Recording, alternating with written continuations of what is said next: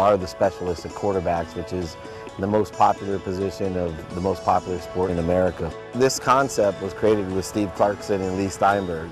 What we're going to try to do is when these kids come into our program is give them a well-rounded education. I don't think it's done anywhere else. Everybody comes in, usually gets all the football you want to get, but here there's also life lessons that are being taught at the same time. Well, essentially the holistic model is we want to look at the whole person. You're all great athletes, you're great football players, but are you prepared for the rest of your life?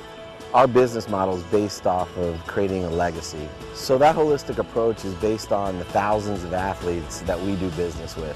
It's so important that kids realize that football is a very small part of the actual equation. You just can't be singularly focused on athletics or your sport.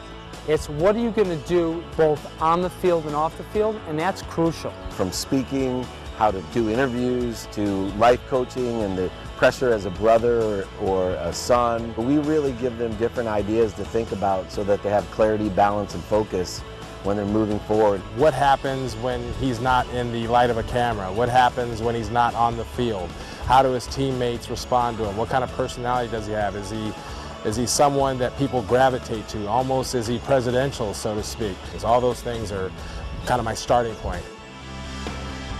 Top 7 quarterbacks in the country are Barry Bonetti, Blake Bell, Philip Sims, Austin Hinder, Nick Montana, Chase Reddick, and Andrew Manley.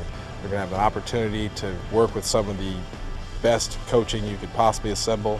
Hall of Famers, Joe Montana, Warren Moon, quarterback Matt Leinart. We have people from ESPN, Scouts Inc., and Tommy Luganbill, one of the top evaluators in the country. We have a great sponsor in Under Armour and Zenith helmets. This gives us the opportunity to put them all in one setting, side by side, and to really truly see how they stack up, really evaluate them thoroughly, and then to follow them throughout their upcoming season and then follow up on the web. And I wouldn't be shocked at all to see them in New York City, 6 years from now, being the top pick of the draft. Man throw, that's what we call this. So if you can't make this throw, you come sit down. It's very rare that you get the opportunity to meet 7 of the top quarterbacks in America all in one spot. They said if you come in here and you work hard, you should have the opportunity to play. And I said, that's all you had to tell me. I mean, that recruiting process is really tough. I mean, you get coaches calling you and you got to call them back and stuff. They didn't promise me a job. They promised me competition. I don't want anything given to me. Huge interest in Georgia, Miami, Oklahoma, Louisville, Southern Cal, and Washington, Alabama. It's big time down there. And I committed to Cal because of the coaching staff, the academics, and the location. Those are my top 3 things. I do not have a girlfriend right now. I'm sure there will be plenty where I'm going, don't worry. Our partner, Warren Moon, is an example of what you can achieve as not only a football player, but as a person. You don't always see these young guys be able to have these type of relationships established this early in their careers. We hang out after this, we go to the pool all together, we go to the beaches, the pools, the girls, everything. I'm sure they'll be watching each other's schedule, they'll be watching each other's games week in and week out, they'll be texting each other throughout the season or calling each other on the phone, and that's something that is very unique, not only for themselves, but also for their parents and their families, because they go through this same process with them. There's been studies that show that the success of a quarterback is directly related to his household. I have my family and my grandfather who've been so influential on my life. My mom's side of the family is pretty much stays within 20-25 minutes. My grandparents on my dad's side live about 4 houses down. That's like my heart. I mean, my sister's like another mom too. So what we're trying to do is look at the family as a family unit, because it's not only the athlete. I have an athlete, and I have a family, and I have the community, and how do we pull all that together to be successful as people? I think the biggest challenge for the kids that are here is that they are perceived today as superstars. I played a full season. I threw for 1527, 1,600 yards, 3,200 yards, 2,400 yards, 3,600 yards, 39 touchdowns, 10 rushing touchdowns, 34 touchdowns, 31 touchdowns. We won a state championship. I threw for 3,100 yards and 38 touchdowns. I go to the mall and kids ask for my autograph. They have to realize that I'm special today, but I got to get better every day in every aspect of my life. And too many of them don't think that way. So where's your passion?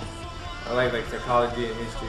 Okay, and you like the theory? Yeah. Okay, do you see yourself working with people in a practice? Do you see yourself working I see like you said, like teaching it. Do you? Yeah. So you see yourself maybe teaching and coaching someday? Yeah. Okay, and that's perfect. And psychology, as you know, what's the biggest part of the game of being a quarterback? The mental. Absolutely. So the more that you know about your mind, the better. So that's good. So psychology and history would be good. You have the rush that's coming at you in football, and you're going to have a rush coming at you in the classroom. As the quarterback, everybody's looking at you being the leader. If you could be anything in the world besides a professional football player and quarterback, what would you be? These are things that you guys need to think about, because what you're doing today, you got to start preparing for the rest of your life. You have a gift and you have an opportunity. Let it rip. That's it. Sooner, get your butt back, get rid of the ball. Now we're in a power slide. So now you're gonna plant slightly wider to the back. See, so as you're driving and you got your weight, boom.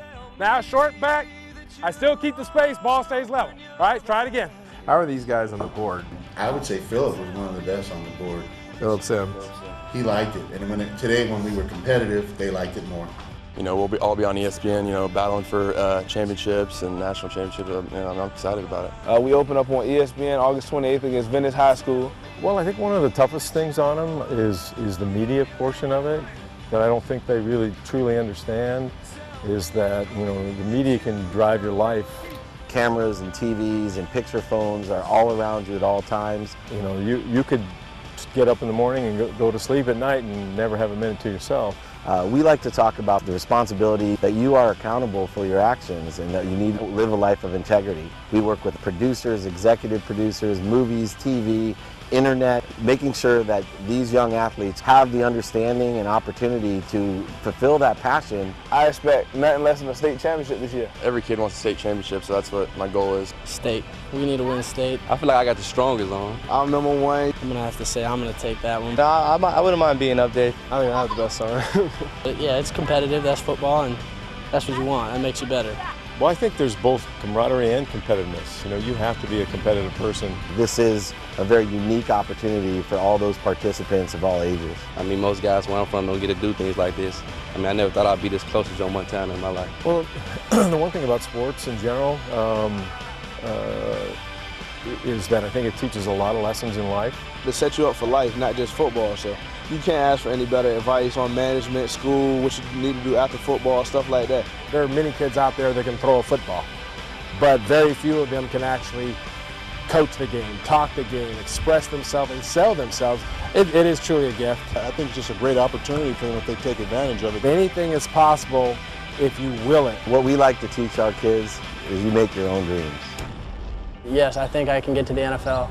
No questions asked. Without you.